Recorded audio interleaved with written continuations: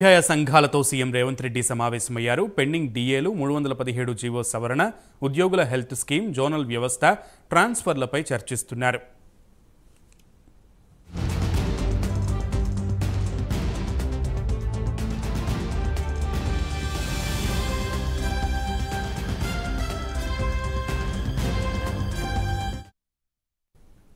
Right, ఉద్యోగ ఉపాధ్యాయ సంఘాలతో CM Revanth Reddy సమావేశం కొనసాగుతోంది. పూర్తి డీటెయిల్స్ మా ప్రతినిధి కుమార్ లైవ్ ద్వారా అందిస్తారు. కుమార్. Thank you Sunil. కొద్దిసేపటి క్రితమే ఏదైతే ఉద్యోగులు అలాగే ఉపాధ్యాయ సంఘాలతో సీఎం రేవంత్ రెడ్డి భేటీ అయ్యారు. అలాగే వాళ్ళకి సంబంధించిన సమస్యలపై పూర్తిగా చర్చిస్తున్నారు. ఏదైతే పెండింగ్లో ఉన్న 4 డిఏలు కావచ్చు, 317 జీవోకి సంబంధించిన సవరణ కావచ్చు, ఇవన్నీ కూడా ప్రస్తుతం ఈ చర్చలు అయితే కొనసాగుతున్నాయి. అలాగే ఉద్యోగ సంఘాలకు సంబంధించి ప్రస్తుతం ఏదైతే మెడికల్ బిల్స్ కావచ్చు, సిపిఎస్ రద్దు కావచ్చు, ఉద్యోగుల సాధారణ బదిలీ కావచ్చు, పిఆర్సీ, జోనల్ వ్యవస్థ వంటి సమస్యలపై ప్రస్తుతం సీఎం రేవంత్ రెడ్డి ఉద్యోగ సంఘాలు వాళ్ళతో అయితే ప్రస్తుతం భేటీ అయ్యారు. ఏదైతే ఇందాక సాయంత్రం 4:30 సమయంలోనే ఈ భేటీ అయితే స్టార్ట్ అయింది.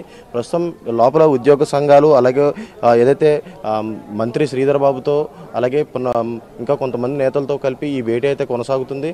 ప్రస్తుతం ఈ ఉద్యోగ సంఘాలకు సంబంధించి వాళ్ళకున్న సమస్యలపై చాలామంది కూడా ఇక్కడ ఎంసీహెచ్ఆర్డీకి అయితే రావడం జరిగింది. అలాగే సీఎం రేవంత్ రెడ్డికి తమకు సంబంధించిన వినతి పత్రాలు ఇవ్వడానికి కూడా ప్రస్తుతం ఇక్కడికైతే చేరుకున్నారు. ప్రస్తుతం మనతో పాటు టీచర్ అయితే ఉన్నారు. వీళ్ళని అడిగి పూర్తి వివరాలు అయితే తెలుసుకునే ప్రయత్నం చేద్దాం. సార్ చెప్పండి. సార్ నమస్కారం సార్. నేను సెకండరీ గ్రేడ్ టీచర్స్ ఫోరం రాష్ట్ర కార్యదర్శి సందీప్ కుమార్. సార్ మేమందరం కూడా గత ప్రభుత్వంలో చాలా నష్టపోయాము ఉద్యోగపరంగా. 4 డిఏలు పెండింగ్లో ఉండడం వల్ల ప్రతి ఉద్యోగి కూడా నెక్స్ట్ కొత్త పిఆర్సీ రాబోతున్నది. దాంట్లో కనీసం ఒక 2 డిఏలైనా ఇస్తే కొత్త పిఆర్సీలో లాభం చేకూరే అవకాశం ఉందని చెప్పి చాలామంది బాధపడుతున్నారు. అదే కాకుండా ప్రధానంగా వచ్చేసి సీనియర్ ఉపాధ్యాయులు ప్రతి ఒక్కరు 20 నుంచి 30 సంవత్సరాలు ఉద్యోగం చేసి వాళ్ళ వయసు 50 దాటినాక కూడా వాళ్ళని ప్రమోషన్ కోసం టెట్రాయమనడం అయితే చాలా బాధాకరం సార్. సరే, కేంద్ర ప్రభుత్వం ఆ నిబంధన పెట్టినప్పటికీ కూడా రాష్ట్ర పరిధిలో మన ముఖ్యమంత్రి గారు వాళ్ళ మీద కొంచెం దయ చూపి మినహాయింపు ఇస్తే బాగుంటుండే అని చెప్పి చాలామంది ఆవేదన చెందుతున్నారు. అదేవిధంగా ఆగిపోయిన బదిలీలు కావచ్చు, అదేవిధంగా ప్రమోషన్లు అనేటివి అసలు గత ప్రభుత్వంలో అసలు ప్రమోషన్లు మల్టీజోన్ 2లో చాలా కోర్టు కేసుల రకరకాల కారణాలతో మనం బదిలీలు ఆగిపోయాయి. ఇంకా అదేవిధంగా ఇన్ఫ్రాస్ట్రక్చర్ కూడా లేదు సార్. నెక్స్ట్ ఎలక్షన్ కోడ్ రాబోతుంది. ఎలక్షన్ కోడ్ వచ్చిన తర్వాత ఏదైనా కూడా ప్రకటించే అవకాశం చాలా తక్కువ ఉంటాయి. కాబట్టి ముందే ఇదే భేటీలో టీచర్లకు ఎన్నో సమస్యలు వాళ్ళ ముందుంచండ్రు. దాంట్లో కనీసం కొన్నన్నా సాల్వ్ అవుతాయని మేము ఆశిస్తున్నాం సార్. దయచేసి రేవంత్ రెడ్డి గారు మీకు ధన్యవాదాలు తెలుపుకుంటున్నాం సార్. కనీసం ఈ అవకాశం అని ఇచ్చారు మాకు. గత ప్రభుత్వంలో ఈ అవకాశం కూడా లేకుండే.